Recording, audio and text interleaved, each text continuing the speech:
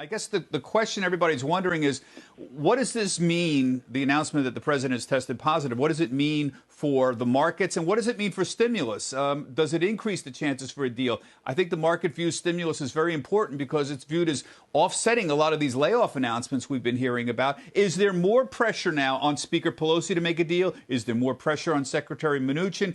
Or is there not pressure on anybody at this point? Well, actually, let's put the market in perspective for a second, though, Bob. The news came out about the president when he tweeted overnight that you and I have been talking for weeks about a market in which people are riding the rallies and protecting themselves with tight sell stops. And I think what you saw overnight was a trapdoor sell-off, and that was those stops being ticked off. It was not so much that people got together and said, oh, this news is hard, and the market should be down. The Dow should be down 500 points. That's what happened when the sell stops kicked in. Once they washed out and you saw the market trade sideways for a while, then you began to revert into the kind of thing you're talking about.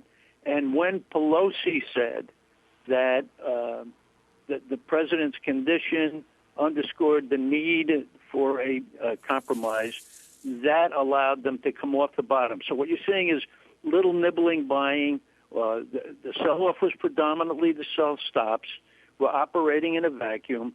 Yes, the stimulus will be important, and that will move along. But we've gone beyond that, Bob. We're now at the point where it's not just the economy, it's the election also. And you will have speculation that if things, God forbid, worsen for the president, can the election continue with Pence stepping in? Could the president, if the polls went badly, for those people who think that it might solve his ego, to just step down and say he was not defeated by the people, it was the virus. So the election will begin to go center stage. Kamala Harris and Pence will both become important to a degree. And as backdrop, we'll look at things like the stimulus package. Shepard Smith here. Thanks for watching CNBC on YouTube.